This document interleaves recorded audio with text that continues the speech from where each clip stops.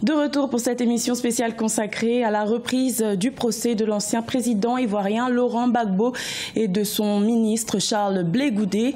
Africa 24 vous propose de suivre en direct de La Haye la suite des audiences. Monsieur Carnero Rojo, pour revenir au collectif.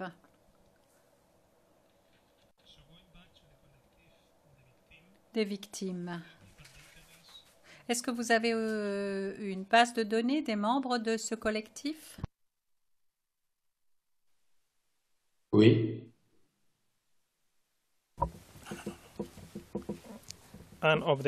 Monsieur Carnero Rojo, et des victimes qui font partie du collectif, parce que nous n'avons pas parlé de liste de victimes. Est-ce que vous pourriez nous en dire un peu plus?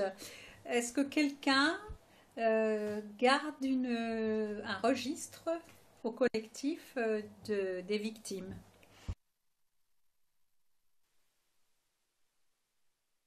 Bon, je n'ai pas bien saisi la question.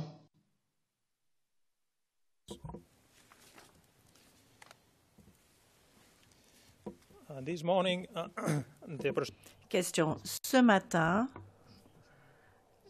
le représentant du bureau du procureur vous a montré plusieurs listes de victimes. Pouvez-vous nous dire si le collectif des victimes possède une base de données des victimes? Oui, les noms des victimes, on a ça dans nos bases de données. C'est une clé.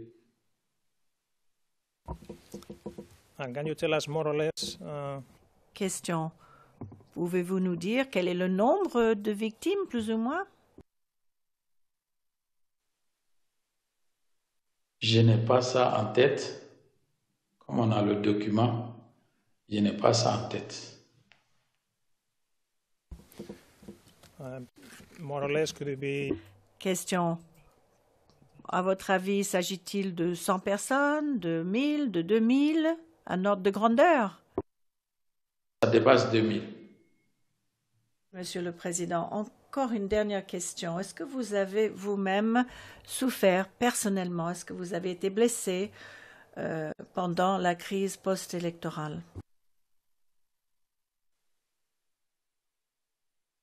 Bon, je n'ai pas été blessé, mais j'en ai souffert.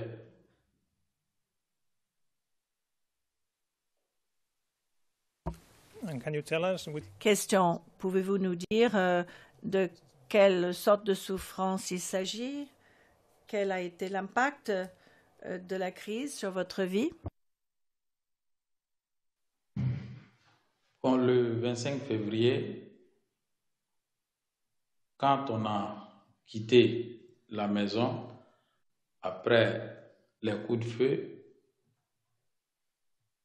ma maison a été saccagée, vidée de tout son contenu, obligeant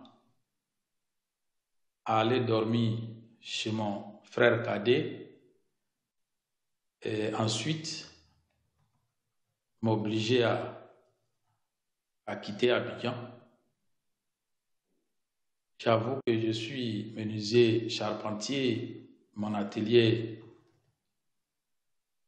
était au quartier de Doucouré.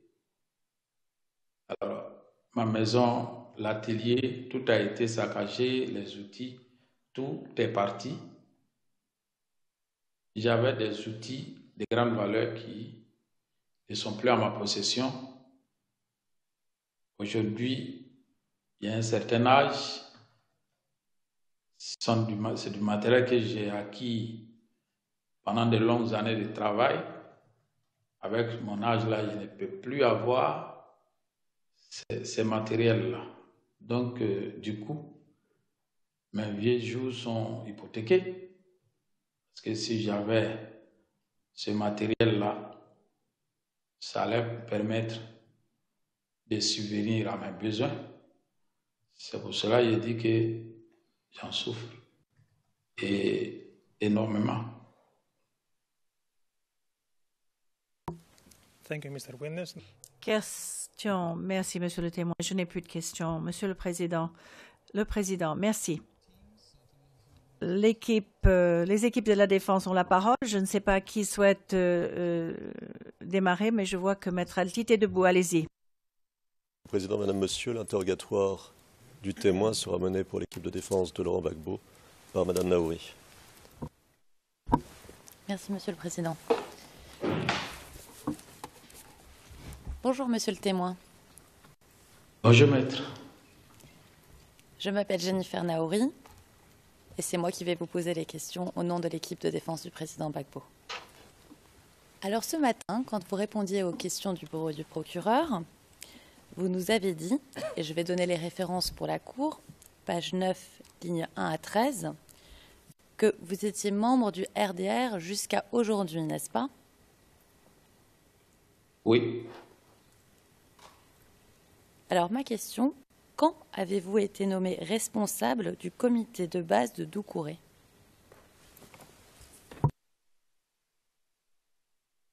Ça, c'était en 1994.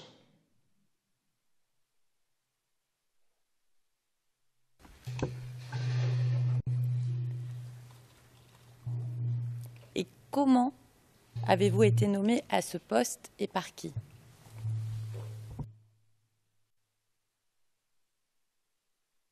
J'ai été nommé à ce poste parce que je suis communautaire, je vais dire je suis leader d'opinion au niveau de la population quartier Doucouré. Je suis une personne publique. Presque tout le quartier Doucouré me connaît. Et mon secrétaire de section, Coulibaly Bakary, connaissait mes compétences de rassembleur. C'est pour cela que j'ai été nommé.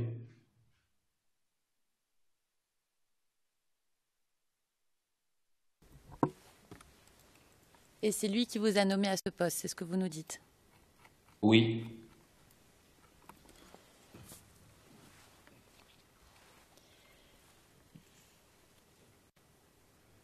Est-ce que vous rendiez des comptes au directeur local de campagne? En 1994, non. Je rendais compte à Coulibaly Bakary et à son tour faisait remonter l'information. D'accord. Et pendant les élections de 2010? Pendant les élections de 2010, j'avais monté un peu de grade. J'étais secrétaire de section et j'ai été superviseur mobile du district à Sanvon, qui comprend 5 lieux de vote. Donc, je faisais le tour des lieux de vote. D'accord, c'est très clair. Est-ce que la maison de Touré Adama, qui était donc le QG de campagne de la zone, se trouvait proche d'un centre de vote? Oui. Sikojit 10 n'est pas loin de la maison de Adama Touré. Sikojit 10 qui est notre lieu de vote. Sinon, à côté, encore plus proche de Adama Touré, il y a l'école Megui Bamba qui était aussi un centre de vote, mais qui n'était pas sous notre autorité.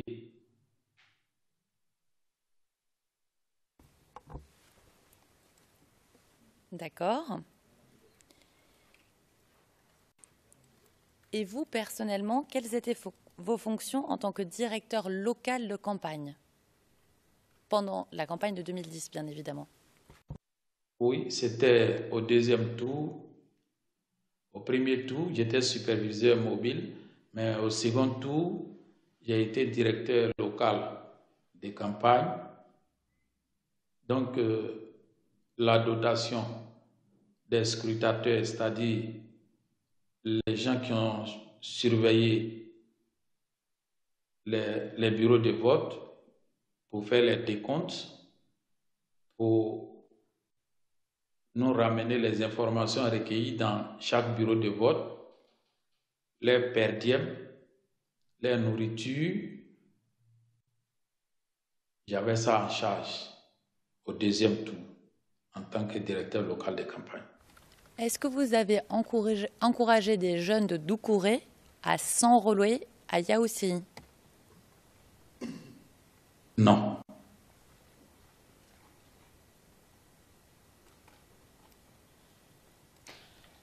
Est-ce que vous saviez que Bobby avait encouragé des jeunes à s'enrôler à Yaoundé plutôt qu'à Doucouré? Pardon. Par rapport au vote, oui. Par rapport au vote, oui.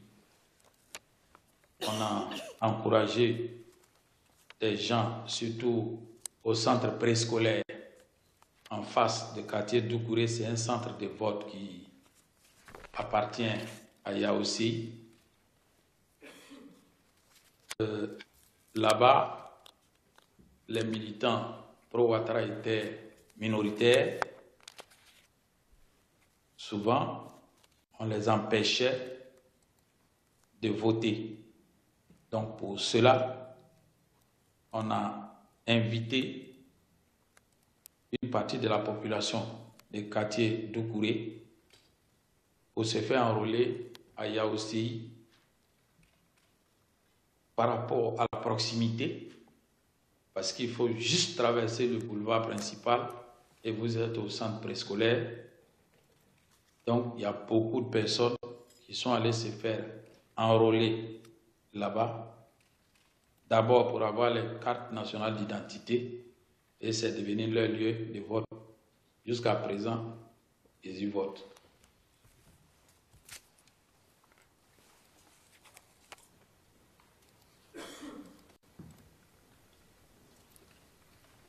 D'accord. Est-ce que ces jeunes devaient surveiller les urnes à Yaoundé? L'organisation du RDR ne permet pas que les jeunes de Doucouré aillent surveiller les bureaux à Yaoundé. Il y a une organisation à Yaoundé dont la secrétaire de section s'appelle Kamarate Mariam, qui gère le centre préscolaire. Donc, ce sont seulement les votants que nous avons fait enrôler là-bas. Maintenant, si un jeune se fait enrôler là-bas, au moment des élections, puisque c'est là-bas qu'il doit voter, s'il préfère rester dans son lieu de vote, on ne lui dit pas non. Et aller voter là-bas.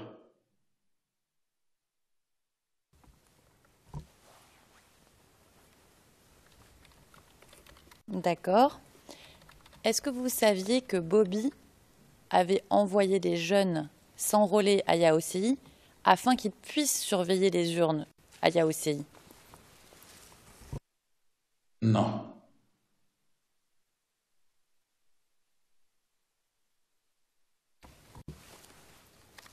D'accord.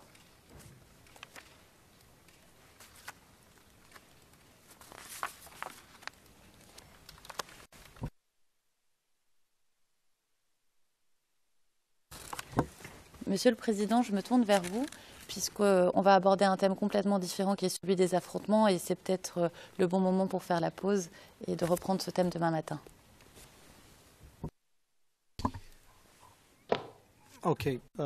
Très bien, je suis d'accord avec vous.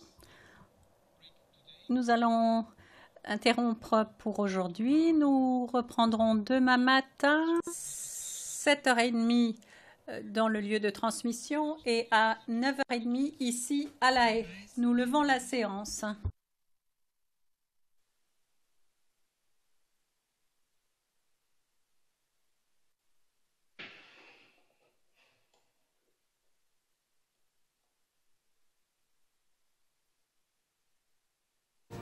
Cette émission spéciale est à présent terminée. Merci de nous avoir suivis. L'information continue sur Africa 24.